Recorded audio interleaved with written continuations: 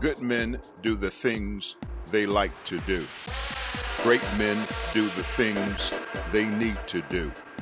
But champions do the things they hate to do, to grow, to achieve, and to overcome all obstacles in their path. To learn more, visit www.evenplace.com.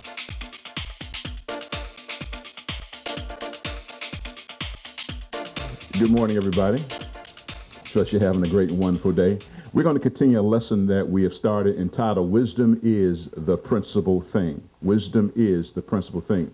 For those of you who are following us via the video, through television or the DVD, you can write us at Alvin at dralvin.com to get a copy of the lesson, or if you want to get a copy of the DVD or the CD of today's particular lesson. But today's lesson, we're continuing, wisdom is the principal thing. And that is based upon a thing that Solomon said many years ago. Wisdom is the principal thing, therefore get wisdom. He alludes to the fact that wisdom is the main thing. It's the highest thing. It's the best things. It lets you know that in life there are priorities. For example, the number 10 has a different value than the number 1, and the number 100 has a greater value than the number 10, and then the number 1,000 has a greater value than all those previous numbers. Principle, it means that it is the highest and best thing. Wisdom is the principal thing. Now, we mentioned also concerning the fact that when we share lessons, a lot of persons, when they share various lessons, they use various numbers. Some people use a number 7, which is the number of days that the earth was made according to the story of Genesis. 7 is considered the perfect number. Some people use the number 8 because the number 8 is the number of new beginning. Many persons, and I think the first person I ever heard this was Marilyn Hickey. She talks about if you want to change a habit, you change it in 21 days. Some individuals use 31 days. Some use 52 days or 52 times because that's the number of weeks in a year. But for the sake of what we're going to be doing here this morning and for the next few weeks, we're going to use the number 3, because Solomon, also the wisest man in the world, said a threefold cord is not easily broken. Many times you look at the pyramids in Egypt, which are buildings that have survived thousands of generations. They are in threes. Some stool at a bar is made of 3. So we're going to talk about the fact of things in threes.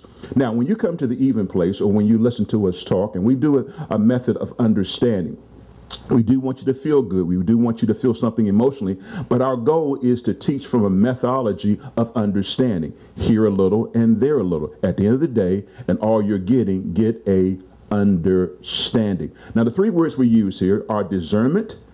We use another word, balance, and we also use another word entitled fitness. And today we want to talk a little bit about the subject of discernment. In other words, when you look at the word discernment, it talks about the fact of 3 things I want you to consider. I want you to consider that you need to examine things. I want you to look at the differences of things. And number 3, I want you to discover something. So I want you to write those 3 things down, which is not on the notes: examination, differences, and discovery. Every day when you wake up in the morning, you need to examine things. And the things you want to examine are places, people, and also principles.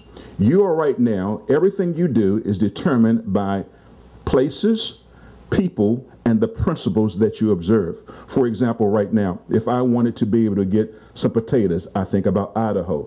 If I want to get some lobster, I think about Maine. If I want to get a filet mignon, a nice petite one, I think about maybe Omaha. If I want some salmon, and I don't know why I'm talking about food when I'm on a diet, but I will go down the road for some strange reason. Since I can't eat, at least I can talk about it. I can get some salmon. I will get it from Mid-Atlantic. I've discovered that each different place creates and grows certain kind of things. The reason why we have an even place is we want you to examine yourself. One person takes a 24-hour period of time and has an increase. Another person takes a 24-hour period of time. They seem to be on a downward spiral. So why is it that one person has 24 hours a day and is successful? Another person has 24 hours a day and is not successful. Many times is that they don't know and spend time examining the places, the people, and the principles that they believe. The places and the principles and the people that are involved in their particular life. And so I want you to begin to think about, where are you? Maybe it's not that you are not a good person. It's maybe not that you're doing something wrong. It's maybe perhaps what you're trying to grow, the soil that you're in, the place that you're in, doesn't allow you to grow and to develop. And it's very, very important for you to examine that. Also, examine the three persons who are close to you. Is any of the persons who are around you, do they have more than you? Can you learn more from them? Or are you the one who has more answers? Are you the one who's the king of the hill? It's very, very important for you to always be around other individuals who have more knowledge, more wisdom, more resources, and more finances than you. I remember when we used to play basketball at Edgewood Playground in Northeast Washington, D.C. And what would happen would be is we would play baseball. And I remember I was playing baseball. And believe it or not, Bomani, I was really good. I was very good. I was extremely good as a ball player. Between the ages of 11 and 13, I was really good. And what happened would be is my coach, his name is Scoop Kenner, and what he would do is outplay in the infield. In case you don't know anything about baseball, so that's third baseman, shortstop, and second baseman. And my coach could never, ever hit the ball past me. My glove was that great that you could never, ever hit the ball past me. And I thought I was really good. In fact, I was very good. I had a batting average of 500. Most people have a batting average of only 300, but I had a batting average of 500. I was pretty good. I was very good. But then one day we went to the All-Star game, and I had to represent the East versus the West in an All-Star game for the Recreation League. And I had to try out. I'm like, why should I try out? I am great. I am good. I'm the best thing since sliced bread. But I found out when I went there, there was a guy there who could outcatch me and ran circles around me. And I was number 2, and he was the first starting person of that game. In fact, he was so good, I couldn't play my position, which was normally shortstop. I had to play second base because he was that good, and I had to wait till he start. And the thing that I learned from that is no matter how good I am, there's always someone who is better. Now, even though I had 500 batting average, which is real good because the major leagues, you only have 200, 300, there was a guy on my team who had 800 batting average. There's always someone who's a little bit better, a little bit smarter, a little bit faster, and you should not be intimidated by that. You should learn from their skills. Not only did I play basketball, see, back in the day, I don't know what's happened to our young people today, we played multiple sports: baseball, basketball, track. I could play a little racquetball. And one thing I also realized, each one of those different sports, they had a different way that you would grip the particular thing. There's a certain way you would grip a baseball. There's a certain grip you hit a baseball. If you're playing golf, there's a certain way you would stand when you're playing golf.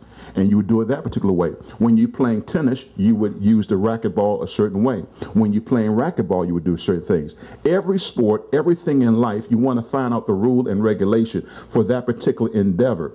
And so many times a person who's succeeding is operating in the rules. A person who's not succeeding is not operating in the rules. So we're talking about the subject of discernment today. I want you to examine 3 areas: places, people, and also the principles that you observe to see whether or not you are successful in life. The next thing I want you to look at under the subject of discernment is the word differences. Everything has a key, a combination, or a process.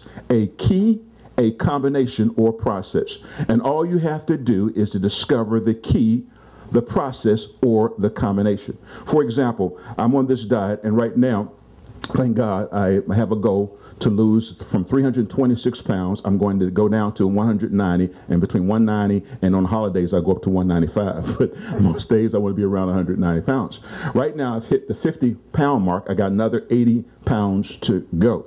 Now, one of the things I noticed as I'm doing this weight loss program, right now I'm fatigued. I am tired of eating raw food. I'm tired of smoothies. I know my nutritionists don't want to hear this. I know my personal trainer don't want to hear this, but I'm kind of tired of eating that food. It's kind of bland to me. I would love to be able to get a big fat steak. So, for example, if you're walking around here today and all of a sudden I have some Lowry seasoned salt with me looking at you, I'm just kind of hungry. But I realize I have to deny myself because there's a greater good for me to be in better health. So, but there's a combination. So right now, last week, if you're here for our food lesson, I talked about a combination of onions, garlic, and portobello mushrooms. That's my Italian mix. So I was watching Ann Burrell on the Food Network. I said, Ann, give me something new. I was talking to the TV set. She says, Alvin. I didn't realize she didn't necessarily mention my name, but I kind of felt that she was talking to me. And she gave me a Chinese combination. Here's a Chinese combination if you want Chinese flavors: scallions, ginger, and garlic. So this week, if you came in my house, everything I ate had ginger, scallops, and garlic. That was a different combination to give me a Chinese taste.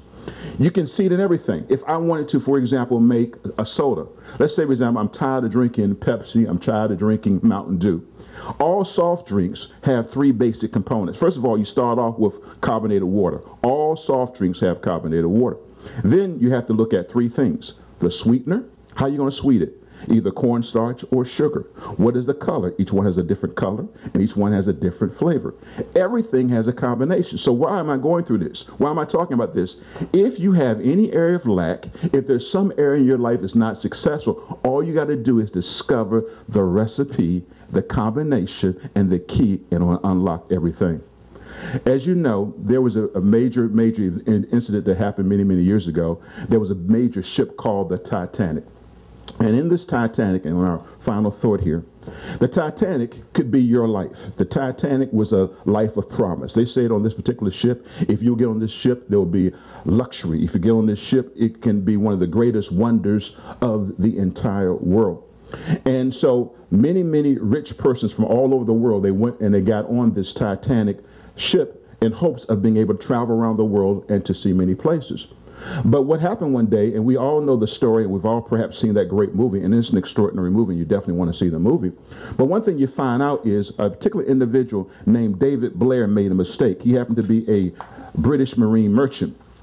And what happened was that whole entire ship, that big, huge vessel that had the lap of luxury in it, it sunk because of one little small thing. The guy who had the key to the binoculars to look out to tell them whether or not there was an iceberg ahead, he left the key, and they didn't have the key that particular day. So they couldn't see the impending danger. Now you can imagine this huge Titanic that was spending millions of dollars to create and to build, that was going to be able to do something that no other ship could do, collapsed under pressure because someone did not have a little small key to get the binoculars to see that there was an iceberg ahead. Why am I saying this to you? Many of you right now who are here today, and many of you watching by video, there's a dream, there's a hope, there's something that you want to do. And you know that dream that you have inside of you is a dream that is pure. You know that thing inside of you, something you felt that God showed you, or you felt the Spirit has revealed into you, but for whatever reason, it has not happened. And many times, it takes the little foxes that spoil the vine. It's the little small things that can hinder you. And if you look at the little thing in your life, you'll begin to discover without a shadow of a doubt that once you do and observe that little rule, that little recipe, you're going to experience success. Today's lesson is wisdom is the principal thing. Today we just started, and we're going to continue on the subject of discernment. And I want you to discern three things. I want you to examine everything, because everything doesn't have the same value. I want you to look at all the differences and see how things are distinguished. And also, I want you to understand very clearly, you have to discover some things. And each and every week, we're going to give you a new lesson under this heading, Wisdom is the Principal Thing. If you'd like to get in contact with me, you can do so. You can write me at alvin@dralvin.com.